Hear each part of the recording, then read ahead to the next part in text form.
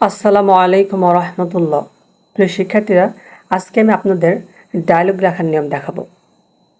আপনারা যদি দুই ধরনের ডায়লগ শিখে রাখেন, আশা করি ইনশাল্লাহ আপনারা অনেকগুলো ডায়লগ লিখতে পারবেন। তো প্রথম ধরনটি হচ্ছে গুড কোয়ালিটি, অর্থাৎ ভালো সম্পর্কিত যেসব ডায়লগগুলো আসবে আপনারা এই ফরম্যাটটির মাধ্যমে সেই ডায়লগগুলো লিখতে পারবেন। এখানে যে ড্যাশ আছে, ড্যাশের জায়গায় যে বিষয়ের উপর ডায়লগ আসবে সেই ডায়লগের নাম লিখলে কিন্তু হয়ে যাবে।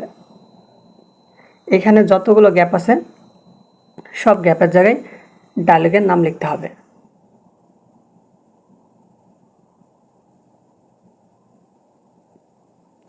প্রিয় শিক্ষার্থী, এই ফরম্যাটটি পড়ার মাধ্যমে আপনারা importance of learning English, tree plantation, reading news paper, value of time, internet, mobile phone এগুলো লিখতে পারবেন।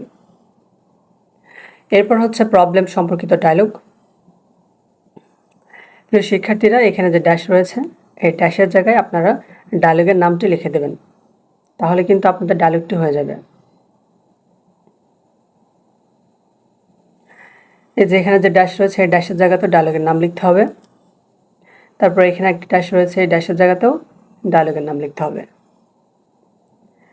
প্রিয় শিক্ষার্থীরা, এই ডায়লগটি পড়ার মাধ্যমে আপনারা environment pollution, water pollution, air pollution, sound pollution, greenhouse effect, climate change, load shedding, deforestation, dowry, drug addiction, price hike, food adulteration, traffic jam আর রোড অ্যাক্সিডেন্ট এই সব ডায়লগগুলো আপনারা এই ফরম্যাটের মাধ্যমে লিখতে পারবেন।